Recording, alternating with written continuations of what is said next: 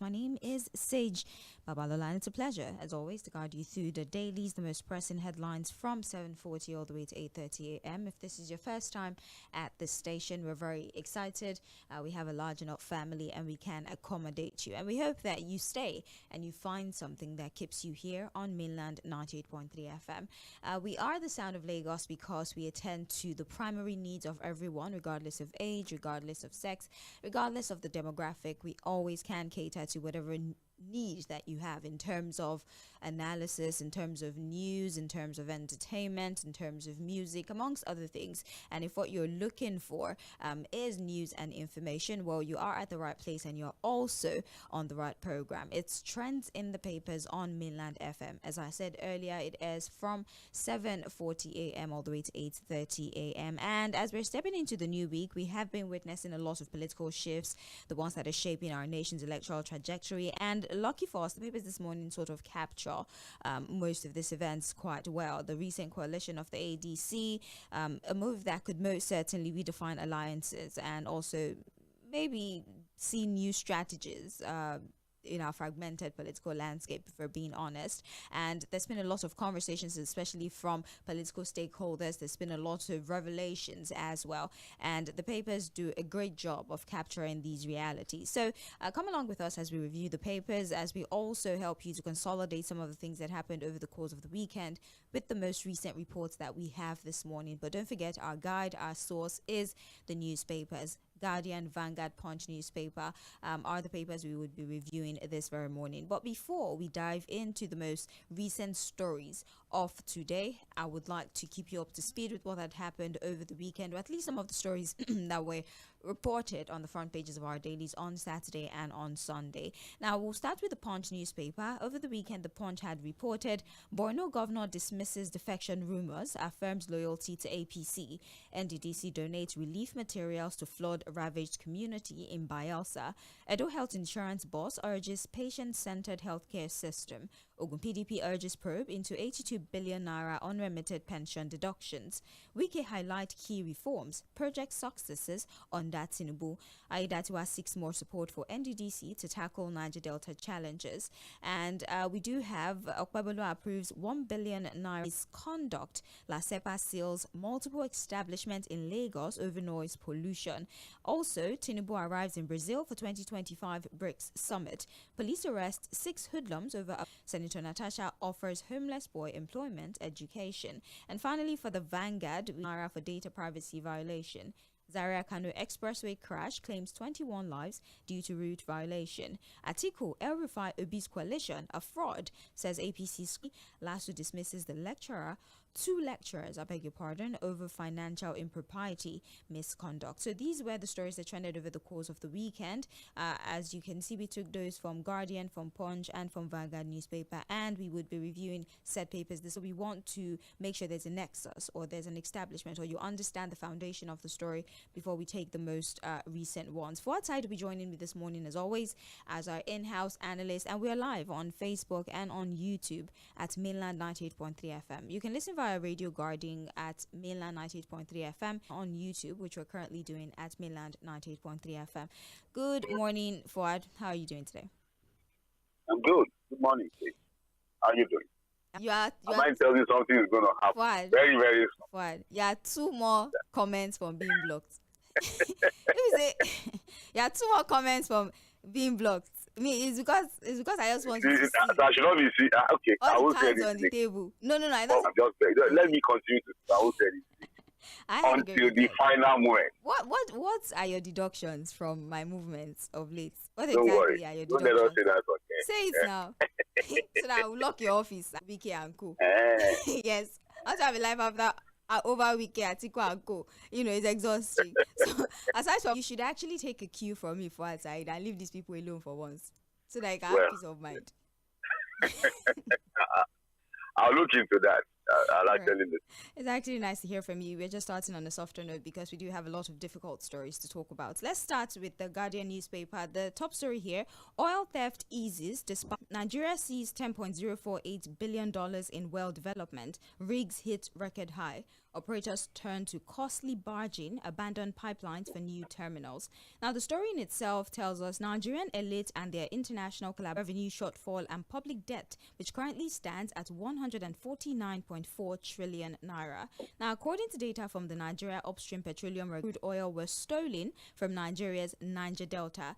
This volume is equivalent to roughly 56.1 billion liters or 1.2 million fuel tankers of 45,000 liter capacity each. And if it is being sold at the current $73 per barrel average price of Nigeria's crude, the percent of the country's entire 2025. It gives us in terms of liters. It also gives us the cost in terms of currency of how much we've lost. Now, another part of this story kind of tells us that our evacuates this crude from where it is being explored, especially because of pipeline vandalism. So a lot of these individuals who are in the oil sector oftentimes have to transport it in trucks. They have to use barges, freight ships. That's what they really are. It's crude oil at the end of the day.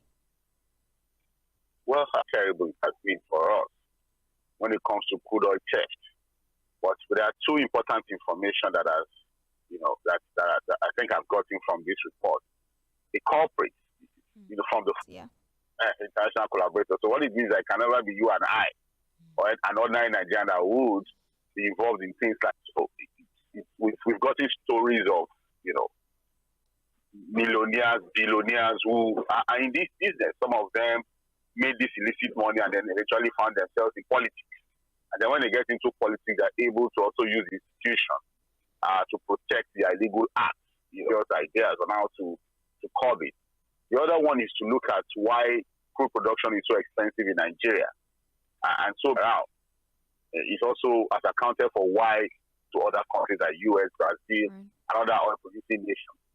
I think while in those other countries about $20 per barrel to produce, we are already shooting close to $40 per barrel. And this would also well account for why crude production is that expensive. We need to tidy it up. We need to clean it up a bit more. We need to do a lot more to ensure that, look, since we have these resources, why are we struggling to be able to produce it? And when we eventually produce it, why are we struggling to, get accountability? I think there was a time from when it's explored under the ground to when it's eventually transported, there is complete accountability in the entire process. You understand? So, again, we have a Tantita arrangement, which is when he got that contract to help protect our pipelines. Yeah. Right. And I don't think we have that complete data now. But there has been a reduction in vandalism as of late. Now, if we can attribute this success to the Tompolo vandalism, well, that's about that particular story at the end of the day. Let's talk a little bit of politics, Fouad. At a Thanksgiving service in Abuja, where he was celebrating the completion of the, I believe, 16 or 17 days of Jamboree. They still went for a Thanksgiving service, and the Thanksgiving service commissioning of projects. It's not easy. How does that sound to you? It's not easy. Let me tell you something. So you have to, for a Thanksgiving service. Yeah. For the commissioning of projects. You have to put God first. But let's see some of the intrigues that happened at that service, using them of seeking power only to serve their personal interest. Speaking during the Thanksgiving service in Abuja on Sunday, Wike said many of the coalition figures are political opportunists. Rescue Nigerians. You are a minister for interior here. To go and get international passports, you will spend weeks and months and years before you get it. But look at our young boy. And this says, look at that one who was governor. I'm trying to quote him because I want us out of emotion. Most of you are just following someone you don't know. For 8 years, he was governor and he never conducted a local government election. Now he's saying that democracy is not working, but he worked in his time. It's only Obi was governor and chairman of all looked forward. Obi was actually recently on an interview where who on the altar during the Thanksgiving service had dragged all of them through the mud. First, he says that, they were claiming that they want to bring back democracy as if there was democracy in their time. And this is me translating very loosely. And he also questioned the character of doing this to serve their own political interests. So, Fouad, what are your thoughts about Wike's personal analysis of the individuals within that coalition and also this habit of turning religious houses? Of turning religious houses. What is supposed to be the temple of God. The altar into a point where as soon as they get the microphone, they just go political. With the sanctity of the environment they found themselves at that time. I'm talking about whether it's a church or any religious gathering. They just go on and on and on and on and do anything. They just want to say what they want to say because, I don't know, especially for people who surrender their altar, the altar of God to them as a campaign ground, if you ask me. So it is what it is. We'll see more of these things because, again, here's a man that is not tired of talking. He's done 16 days of commissioning projects. A lot of them a complete waste of time, make a complete nonsense of it. Like I've always told you, they will never spend their personal money like that. They ask me, but what exactly are they commissioning for 16 days? Probably they could have even done all the jamboree in 2 days. Since the project is already on ground. But again, I would think that, because again, the problem you have with UK, just tell us what you have achieved in the last 2.5 years under this administration. Probably we even leave out the Buhari era. Nigerians are well aware of. Like I've always said on this platform, the choice, the same way we made a choice in 2015 to put Jonathan out, Nigerians now have the opportunity to also make another choice. Either way, we are cornered people. Like I told you the last time on the Karamo corner, is like we are boxed, So God knows the kind of thing they'll be saying about it. There's a lot to say about it. But I'm afraid for us to continue to invest our emotion and thinking into some of these things they are saying. It's clear the election. He's not conducting the election. How is it different from what Wike is doing in Rivers State? Stifling the entire political system integrity. Oh, one person is corrupt. Who is not corrupt among them? Oh, one person has been in government for 30 years. What? Oh, the current president of today too was governor for 8 years. And now he was able to hijack the entire political structures of telling us stories. What we want to hear now from either the APC or the ADC. That's a man that wants to question the integrity of everybody. Who is a member of a party and is clearly working against the interest of his party to disturb us with all manner of terrible narrations about our lives. Whereas the people are suffering, that's what they are saying. On no occasion has he been able to address the issues of the who has no decorum. Father was a general manager for many companies. His father was what? So was the owner of Rivers State. But they were comfortable enough for him. And that was a man that has never done anything other than politics. I mean, he might have never been any record of him doing any other thing other than being in politics. Okay. So they just want to distract people. And for me, the advice is that Nigerians to keep their eye on the ball. What are the policies you want to do differently? Or what you want to start to do to improve the living standards of the people, reduce poverty? Nigerians don't really trust them too, so they have to find a way to begin to put out their message for Nigerians to trust them, that they are also going to come and deceive us. You know what? The question you asked, what about Wike? And ᴏᴜᴜ had asked that question, are you corrupt? It was a straight question. And he says, what do you mean by corrupt? No court, first of all, have found me guilty of any form of corruption. And so, does that mean, don't we know the wobbled for the same case of corruption? So, not being convicted in a court of law in Nigeria completely exonerates a politician. Is that what you say? We don't know ourselves. We don't know how corrupt the legal system is.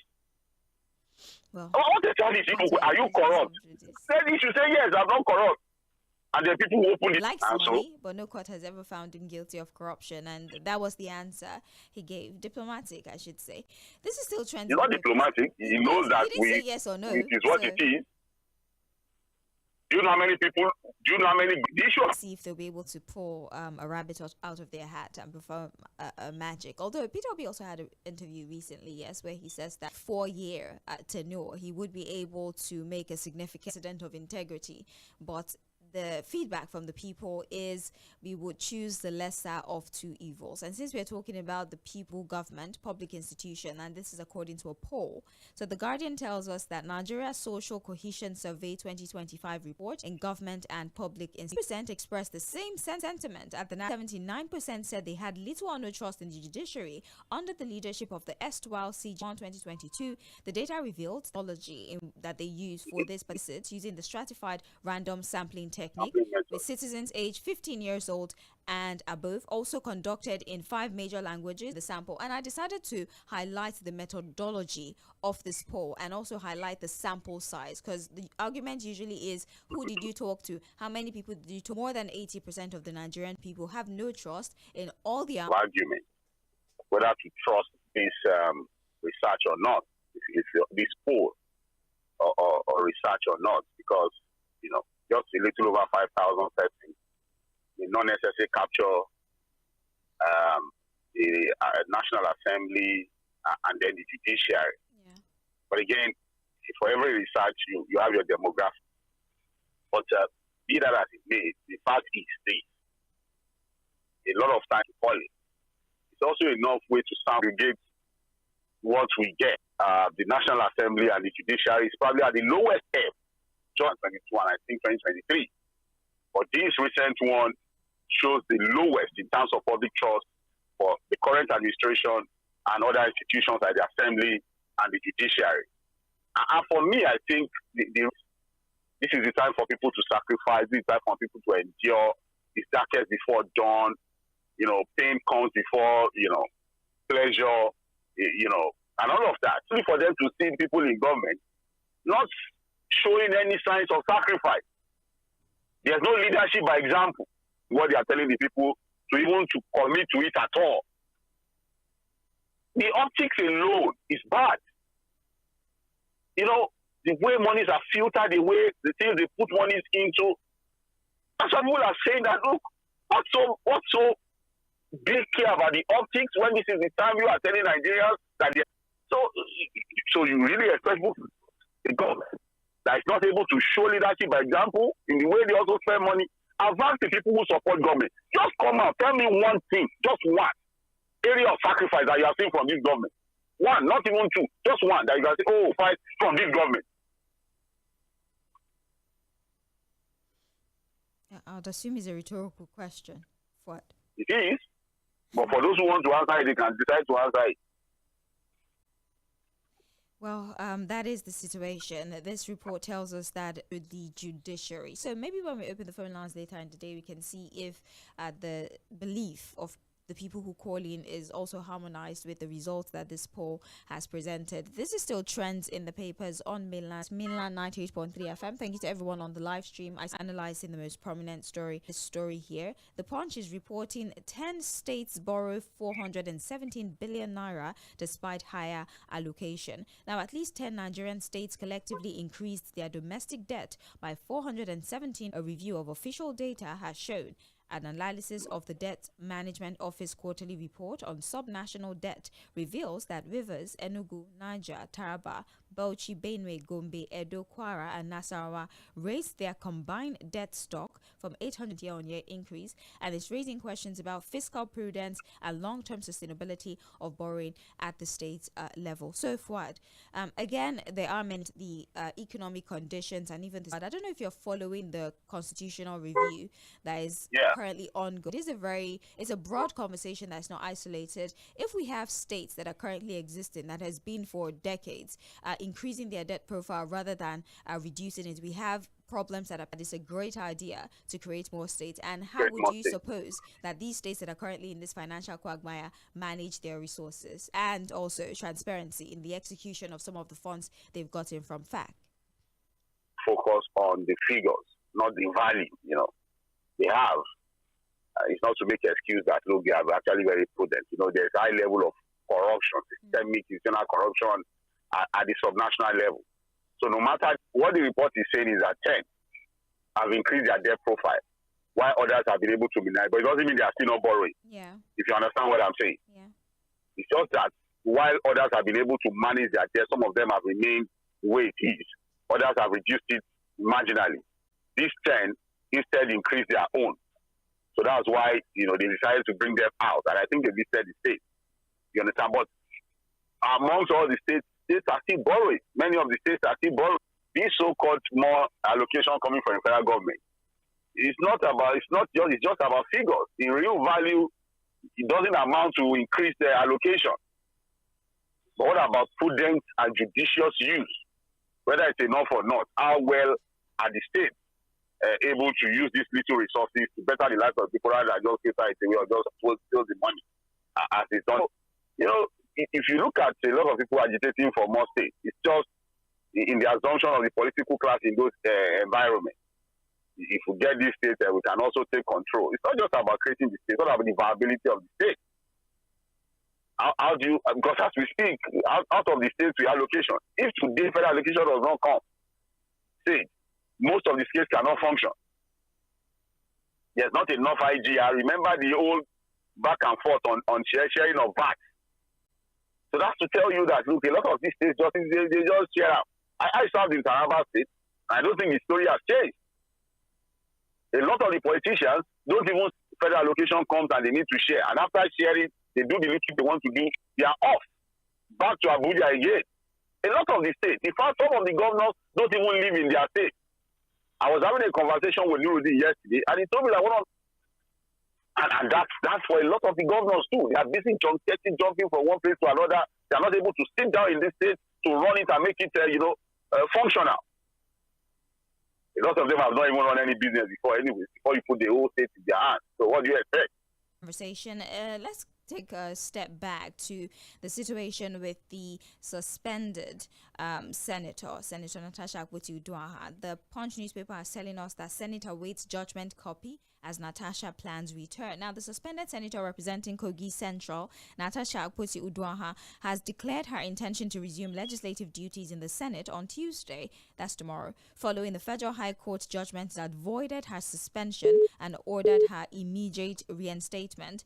But while the lawmaker delivered on July 4, 2025, now in a statement on Sunday, the chairman of the Senate Committee on Media and Public Affairs, Yemi Adaramodu, confirmed that although the Senate's legal team was present in court, the full judgment was not in receipt and examination of the CTC, that's the certified true copy, and acting on the advice of counsel, the Senate shall refrain from taking any steps that might prejudice its legal position, Adaramodu says. So we have a high court who has, just be precise, says that yes, we did have representatives in the court, but they did not read the full judgment. It was read in parts. And so before we do her duties, Fuad, what are your thoughts? I mean, this is information we can talk about, right? And every time I hear it, that's by the way, but what are your thoughts about? So, but the entire judgment, I'm sure, is available in the court, and it could be gotten in less than 24 hours if the council to the National Assembly so desire to do so, Federal High Court in Abuja. And it's not completely different from what we have been saying about this idea of the National Assembly to suspend members, elected members, and to deny the constituents representation in the National Assembly, which is against the dictates of the Constitution. As he said, should not in any way, you understand, be at variance with the dictates of the Constitution. Because, and this is not the first time, they will still, despite this judgment, even if they reinstate Natasha tomorrow, they will still do the same thing of suspending members again. Because these are guys who, quote unquote, are power drunk. They don't care. They are supposed to be the ones protecting the rule of law, ensuring that the sanctity of the law is respected. But they are the chief lawbreakers.